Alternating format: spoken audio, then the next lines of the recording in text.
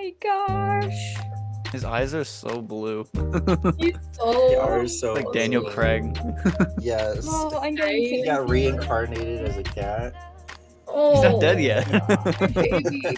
That's what you think. I've I already want another arranged cat my so badly. pet marriage, and it's Jasper.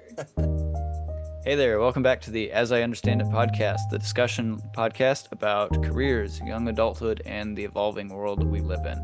I'm your host, Cameron Geddes. And I'm your co-host, Graham Nesbitt. And on today's episode, we're back with Katie Squared. We've brought back Kate Trost, if you want to say hi, Hello. as well as Kathryn Katie Childs. You want to say hi? Hi. Before we get started with our topics for today, we'll say a little bit about ourselves.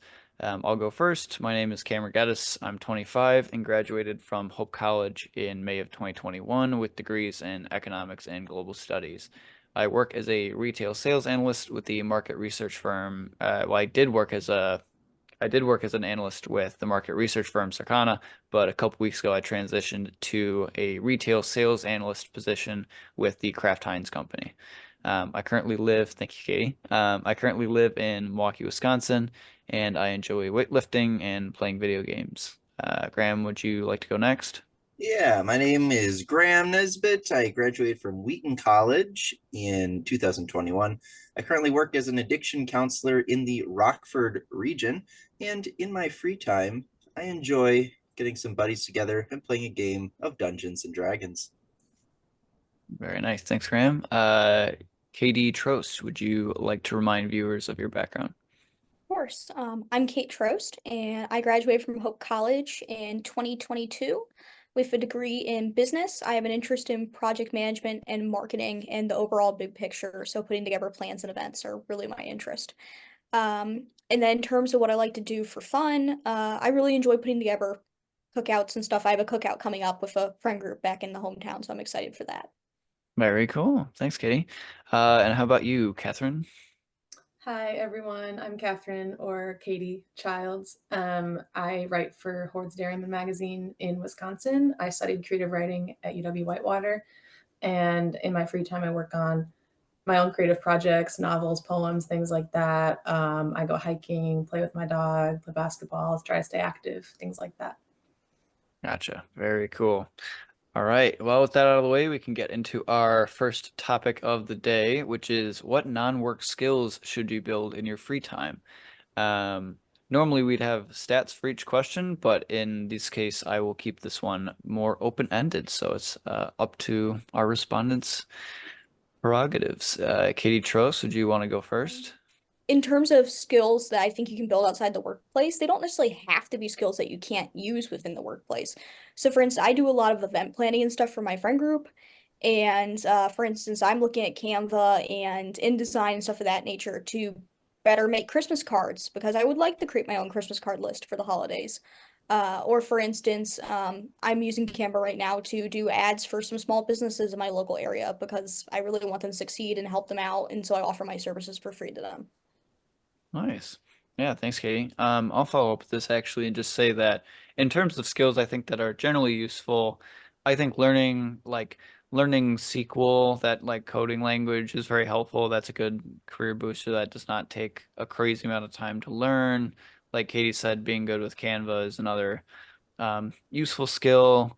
And I would say generally, if you're able to like set up a website using like Wix or Squarespace or one of those sites, that's like a nice to have. And a lot of them are very drag and drop. So it's a good thing to have just to like showcase your talent and so on. And that can apply for pretty much any career, like any industry. Having your own website is pretty cool. So I'm trying to get one set up myself here, but I would say that those are some good kind of work adjacent skills, but otherwise I think um like if you're able to like go camping or hiking and like have kind of the ability to be independent in some way, maybe you like to make your own art, make your own I don't know, some people like make their own candles and stuff like that. I think generally just having something productive that you can do where you're um something that you can take ownership of and control and something that really plays into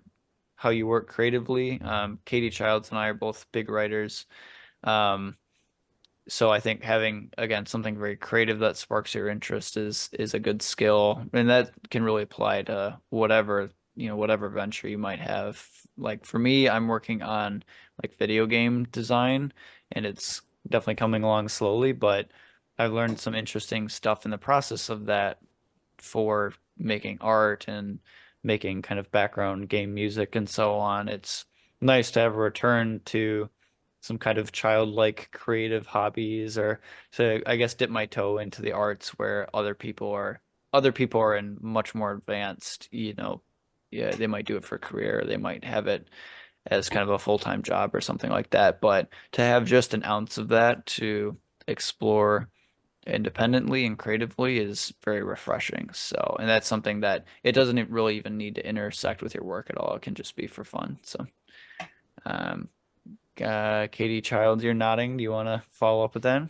Yeah, I mean, you kind of took the words right out of my mouth. That was going to be my whole Ah, spiel, which you probably foresaw, but because we're both creative writers. No, the only skills that I really develop outside of work are skills that I'm naturally inclined to want to do, like music. Music isn't something I do for my job, of course, but it's something that's just a natural interest of mine, and my energy naturally gravitates that way. So I'll spend time at the piano or my guitar, or I'll write songs, or I have a friend who does leather working in his free time, like a very random, but like you said, a very creative and stimulating hobby. So I didn't really have an answer for skills that develop you for your career outside of your career, but I definitely think, as you said, stimulating that creative side and the artistic side helps develop your brain no matter what. Like it'll always serve you in your career or in your more analytical mode, regardless of if it directly relates. So, I mean, in terms of my life, that's what I do. I try to develop hobbies and interesting, playful types of things. Like the other day, I got out my Barbies from when I was a kid just to like say hello to my inner child, and I was hmm. just reminiscing. I don't know. I'm very much an advocate for diving into maybe some avant-garde nostalgic types of things. Yeah, I think that reminds me of the Barbie movie that came out last year. That was a kind of a fulcrum of that movie, and I think Yeah. I kind of hit the nail on the head with that. So, yeah, glad to see that. Graham, you have any follow-ups? Yeah, so what I would say, non-work skill you should work on in your free time. Netflix has a top 10 of the day, has top 10 most movies or TV shows that are popular in America at that time. What I would recommend, if you're down for, watching TV or movies, just watch those. Stay up to date. You'd be amazed at the amount of conversations that you can initiate by just saying, you watching any TVs or Hmm. movies? And if you frequently watch what's popular, you're pretty doggone near going to have something to talk about most of the time. It doesn't have to be at work, but just as far as building relationships, social skills, knowing what's going on or staying up to date. Could be the same with reading or the news, just having something to talk about and open up deeper conversations for later. Yeah, just watch what's popular. Yeah, that's a good point. I know Katie Trost is also very into the cinematic and uh television wise entertainment. So I I know love that you'll writing reviews. yeah, she's got like a blog essentially for that. So I'm gonna cut you off at the pass before we get talking about particular Netflix titles, but we'll go jump to our next question then. Same thing, no stat for this one. What is a piece of career or life advice you disagree with? Um, so this is kind of another fascinating one. We might take down some interesting avenues, but um, Katie Childs, if you want to start on this one, otherwise we can go around again. Sure, yeah. So I'm kind of thinking about this through the lens of career actions that have worked for me. So I think some of the preconceptions about searching for jobs and things like that are very go-getter and very like put yourself out there, network, like you have to do the work, you have to grind, or you're not going to get anything ever. Um, I do think today's job market for our generation is unique because it is so um, saturated with the internet, and when you're applying for something, you're not applying to people with like just against people in your community. You're applying against people from all over the country, so it's like thousands of people. So that does make, at least for me, job applications way more frustrating and difficult. But what I've found to have worked, ironically, in my search and in my journey is things kind of come to you when you aren't trying so hard. And I don't know if that's a great piece of advice. I'm not advocating for like sitting on the couch not doing anything, because as you, Cameron and Graham, I mean, we're friends that go way back. You know me, I'm very ambitious. I put myself out there. I'm very proactive, and I have been that way throughout the job search. So I do think doing all those things is a piece of the puzzle, but I found that when I kind of like sat back and took a breather and like trusted the process for a little bit and didn't let my anxiety get the best of me and didn't like obsess over the next step and what's in the future, that's when things started kind of coming together, because both the job opportunities I have right now, the tutoring and the writing job, they both actually came to me when I was not job searching. They kind of came to me out of the blue.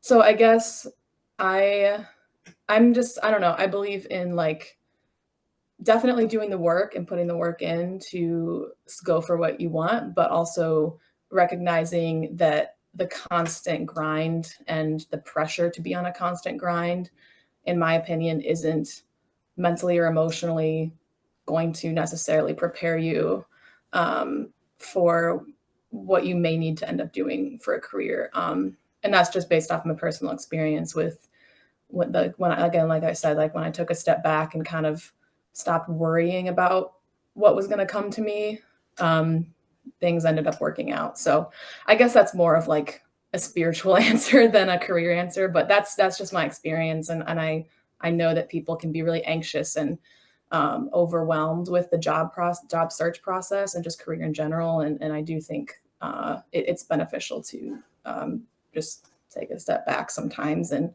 be grateful for what you have. Yeah. Yeah, I'm glad that you covered off on that. I think that those are, really excellent points about kind of letting things come to you sometimes and just doing what's natural, and things will tend to follow suit. I cheated a little bit looking at this. I was struggling to come up with quotes, so everyone, while I'm talking, feel free to Google and find some common pieces of advice that suck if you so wish. But a couple ones that came to mind for me. One was don't get mad, get even. That's I think I would prefer getting even over getting mad, because you can tend to make yourself look very foolish if you get upset but don't actually have a plan.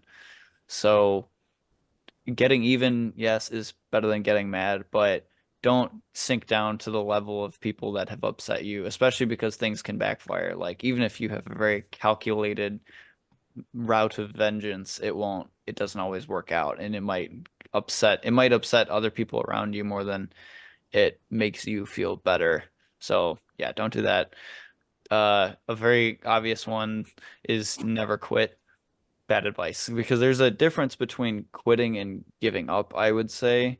Um, Giving up, I feel like, really implies that you just don't want to do it anymore, or you like you don't want to do it anymore, or it's too hard, or you don't believe in yourself enough. So don't give up. But sometimes it is good to quit and like give up on things that you don't think you'd be a good fit for, like you don't want to do. Like when I first started applying for jobs when I was in my senior year of college, I applied for some like consulting jobs, and no shade to anyone who does those, but those are extremely demanding and your likelihood of getting in is very small. I had to quit and give that up and look for a different industry, and that ended up working out in my favor. Another common one is ask for forgiveness, not permission. This is this is a terrible one. This is funny and it works fine when you're like when you're with the right company, or with your like with the correct people or your family, but that'll scorch you in any other avenue of life. Like you're like doing your taxes, or dealing with, again, like company mandates, or uh like things involving your apartment and rent or whatever. Like, don't ask for permission, because usually rules exist for a reason. Like, if you're someone that puts like if you put a giant griddle out in your apartment and you're frying up a ton of stuff, or if you have like a gas grill on like your outdoor area of your like your balcony or whatever, like those things are against policy or whatever. Like, just as an example, those things are against policy because they've started like fires and things like that. So don't assume that you can get away with whatever you want. Like, ask for permission just to be safe. Yeah, I don't know if my apartment example made a lot of sense, but basically, like, if things are not allowed, try not to push them. Anyways, all right. Grammar, Katie Trost, any common advice you disagree with? Yeah, I can jump in here. And when I say this, I'm going to explain it through a couple different levels. But the one I've heard is, be yourself in the job, be yourself in a relationship, be yourself with friends. And there are different levels of being yourself with these groups. And I think that needs to be explained more, because when you're 16 and you take your first job and you're working with over 16-year-olds, you are extremely open with each other. You're all 16. It's like friends now, but you're paid to be around each other. And when you get to college, the way you initiate conversations in the classroom is going to be different than in high school. And I think for a lot of young people, I know myself, that was a big shift in terms of, okay, I share my true self with my friends, and I'm honest and open in the workplace, but I'm not sharing everything about me in the workplace. And having worked in a theater company for a bit, that gets blended, because theater company, and what I found with really artistic people is you are super open with each other, which can be great, but it also means that you now know more about each other than you probably should. And so I think that needs to be a conversation, especially with young people entering the workforce, is be true to yourselves, but recognize again, it is the workplace. And you don't necessarily need to be sharing out family drama and stuff like that. Got it. Yeah, Graham, any other common myths you'd like to dispel? Yeah, mine, and there's some reasoning behind this. More so it's just the general like live it up in your 20s, because it's all downhill from there. I mean, I have fun in your 20s. You use it. It's a good time. But I think more so it's like the party lifestyle that I disagree with. Like, I think the 20s is a time to really work on yourself and build up those foundations that are going to support you and your character growth, as well as other areas in your life in your 30s and 40s and so on. So I think 20s is a good time to really hone in on your personal skills and plan for the future. Yeah. Yeah, I agree. Okay, well, I think we're probably set to move to our final question then. So our final question for today is, how do you stay active during the week? And this one I do have some stats for, and they're kind of mind-blowing stats, so important that they be included. So according to fitnessclone.com, which is, I guess, a supplement review blog, they cite that fewer than 5% of adults participate in physical activity for at least 30 minutes a day. Adults aged 18 to 64 should engage in at least 150 minutes of moderate intensity exercise each week. About 110,000 deaths could be prevented each year if adults 40 and older increase their activity by just 10 or so minutes per day. People who are inactive have a 20 to 30% increased likelihood of premature death. Running for just 15 minutes a day can reduce the risk of depression by 26% and lower the risk of diabetes by 50%. They also cite that regular exercise reduces the loss of bone density, can reduce the risk of major illness by up to 50%, can improve your memory and cognitive functioning in just 6 months, and can lower cardiovascular disease by up to 60%.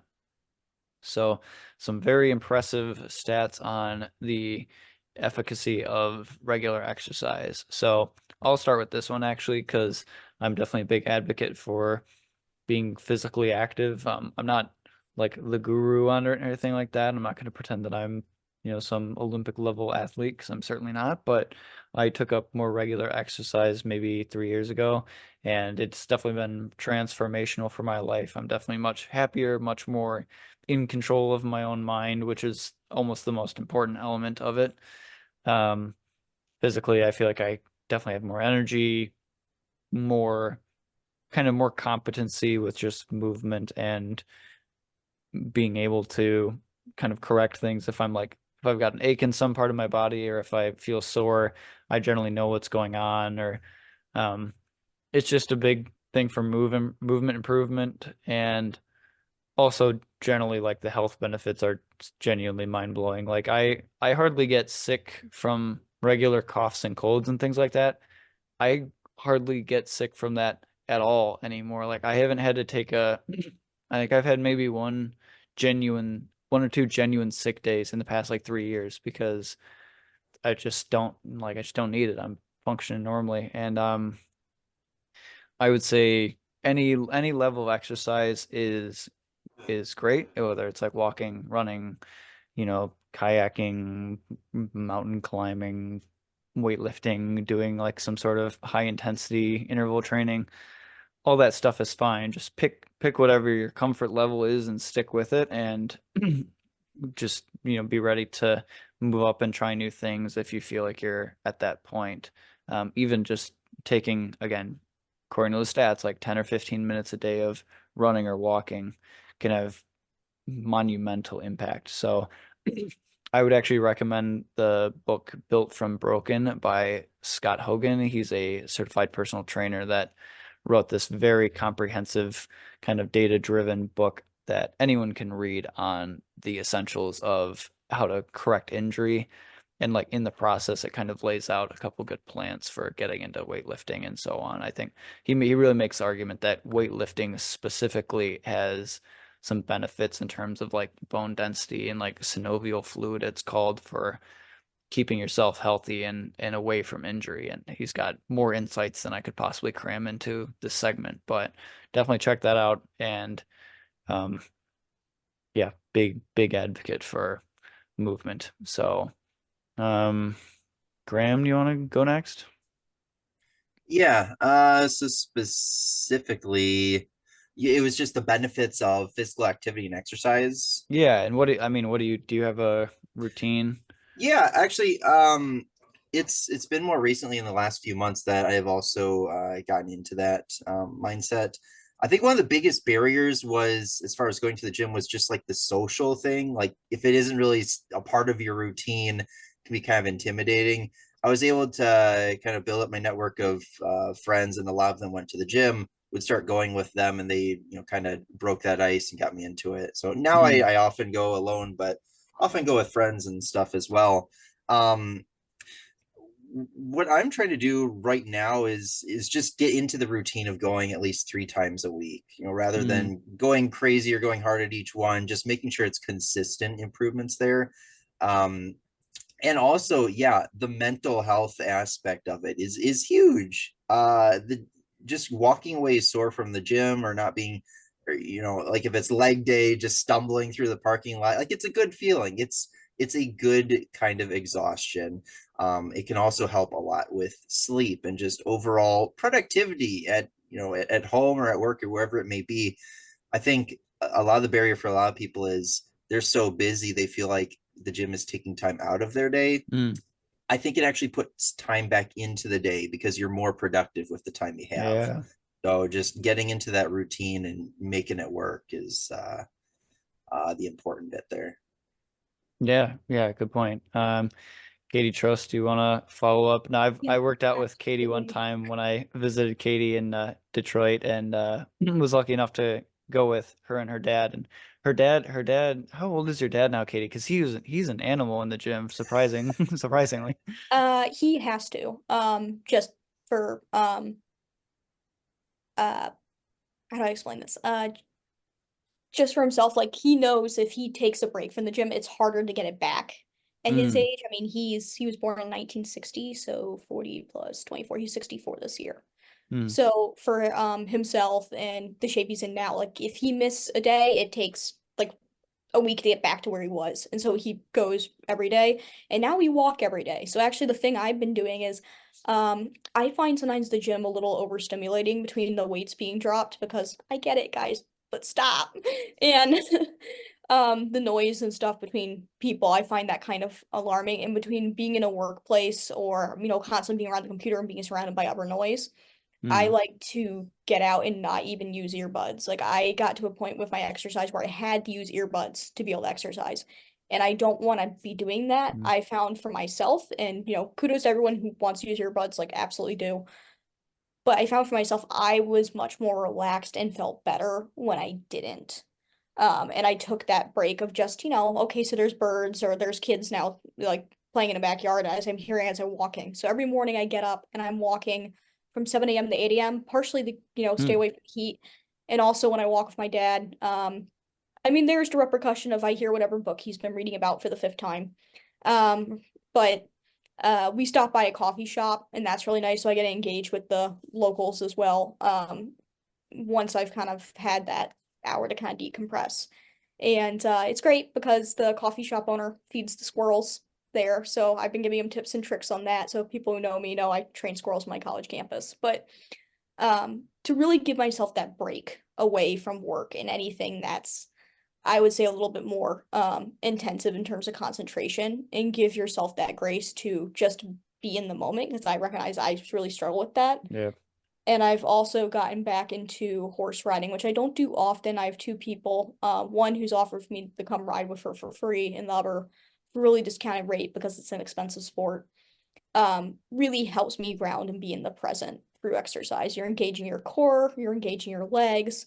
I feel much more sore riding and having a good workout than I have had in any other form of exercise. And also that mental break of just being there and present with, I'm having to communicate with this 2,000-pound animal and do it perfectly with very little communication through rein and seat and foot, and it has to be in tandem.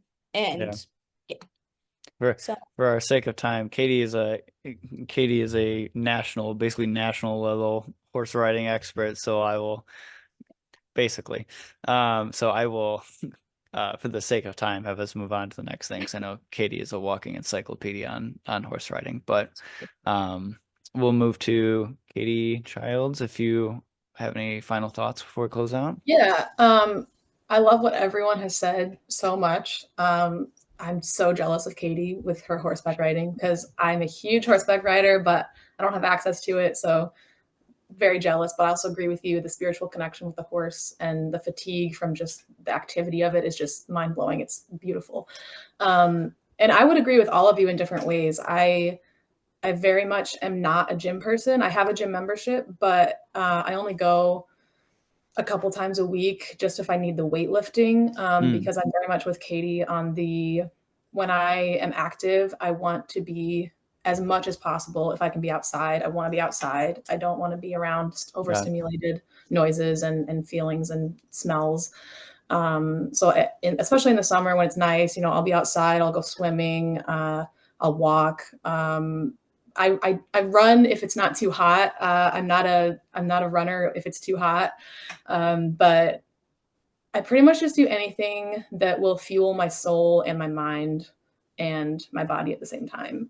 And my family's naturally active, so it's never been that hard for me to do that. But I do agree with Graham too, and Cameron with the routine of it. Like if you aren't not like naturally inclined to be active, I think the routine does really help. And just starting simple with that, like walking in the mornings or something like that. But yeah, I think all of you said wonderful things. I think it's really important to be active, obviously, and to do so in the best way that suits you, emotionally and mentally and physically, whatever that looks like. Yeah. Good points, Katie.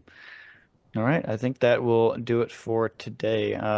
Great conversation. So thank you for everyone watching. Thank you to my wonderful co-host, Graham Nesbitt. And thank you to our fabulous guests, Katie Squared, for joining us once again, Katie Trost and Katie Childs. Thank you. Yeah, you're very welcome. thanks for having us. So this episode should be out on Wednesday, the have to look it out. But you should be hearing this on a Wednesday. So you can expect us back in about 2 weeks with some new questions and new guests. So thanks for everyone's time, and until next time, have a good one. Bye. Bye.